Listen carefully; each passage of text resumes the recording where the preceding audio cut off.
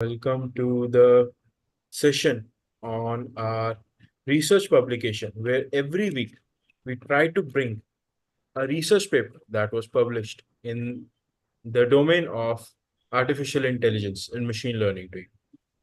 Right? We try this as a way to motivate you to work harder on your projects. So, before we get into the research paper, I would like to discuss something with everyone who has joined. We have Mr. and Mrs. A and Mr. and Mrs. 360, right?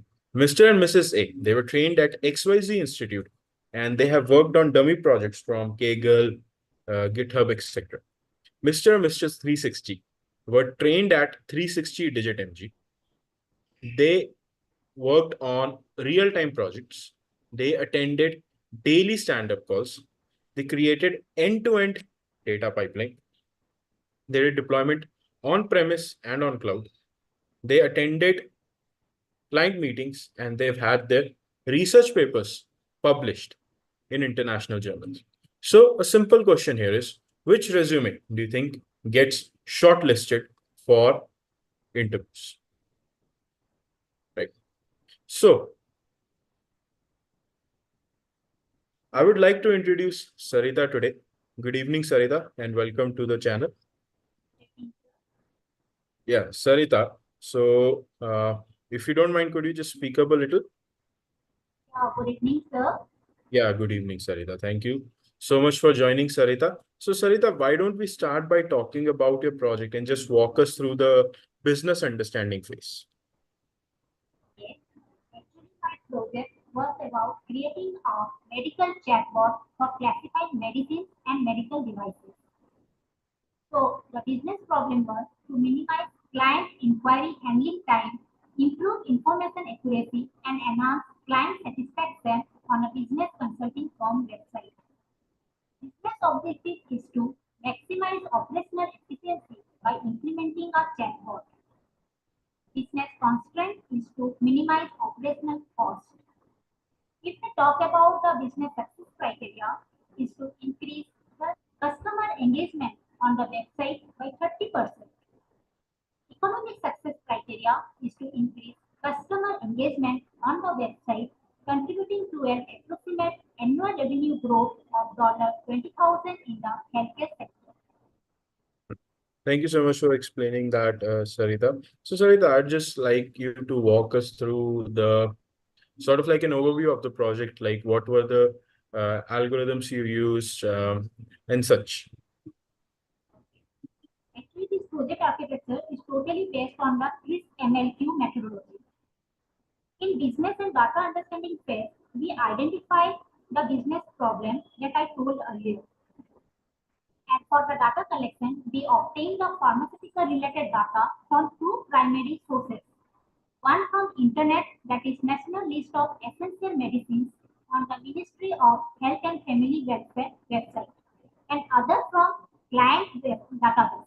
Represent a wide range of drugs classification including categories, that is the drug is scheduled or non-scheduled, composition, dosage, price, manufacture, drug type, whether the data is injection, tablet or syrup. When we get this data, we just train to the large language model. We extract the data from this document. As we will use LLM, they have some open token limit. So the extracted data, we can't pass it directly to the large language model.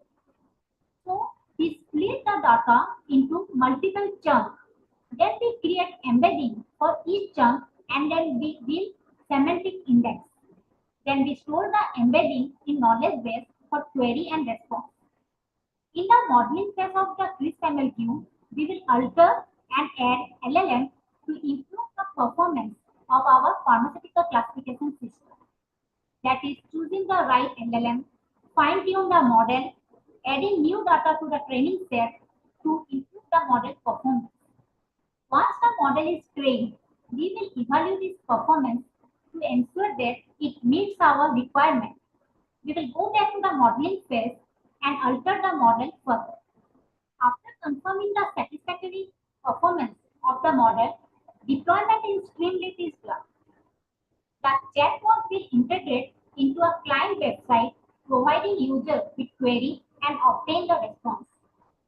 The different model or algorithm we use, like Palm 2, Llama 2, Mistral 7, Meditron, T5, BERT, and TechX. Okay, so thank you so much for that explanation, Sarita. So, Sarita, I have a question for you. You have worked on the project, you have worked on the research paper. So, obviously, uh, there were some challenges that you might have faced. So, do you mind just, maybe highlighting the most challenging aspect of both working on the project as well as the research paper? Faced in both project and research paper. First, I will say scope management. That is, managing the scope of the project or research paper is crucial. It's easy to get a broad idea, but narrowing down the scope by ensuring it remains a meaningful and impactful is a challenge. Second is time management. That is, time management is critical in both the project and research paper. Meeting deadlines, adhering to project timelines, and ensuring progress is made steadily is difficult when unexpected obstacles arise. And third, I can say that data collection and analysis. That is for both project and research paper, gathering and relevant and analyzing it effectively can be challenging. Exactly. So, Sarita, how do you think that having a research paper published in your name helps you in your career? First of all, I would like to thank all the members of 360DigiTMG for giving me a prestigious opportunity to write the research paper that I work on. I would say working on the research paper boosts our confidence and enhance our resume to get a better job. Working on a live project actually helps us to understand and how to do a project end to end from research and data gathering till the deployment phase. But writing research paper, I got a deep knowledge of technology. Hmm. So, yeah, so there you have it, guys, your research paper certificate, Sarita. So, once again, thank you so much for joining. So, before we sign off, I would like to just talk about the various services that we offer. We offer challenging real time projects to push you to your limits. We help you learn about all the phases involved in the project methodology. We learn about different tools in the industry like Python, Power BI, cloud platforms, etc. We offer the opportunity to work on international journals. And of course, we have access to various different free tools like the mind map, ML architecture assistant, resume mapper, and animated learning, amongst many other things. So, thank you so much, Sarita, for taking the time out of your day to join us and for explaining your experience in the project as well as in the research paper. So, before I would definitely ask you guys to join our Instagram, YouTube, and LinkedIn channel. And from everyone here at 360 Digit MG, thank you so much and have a great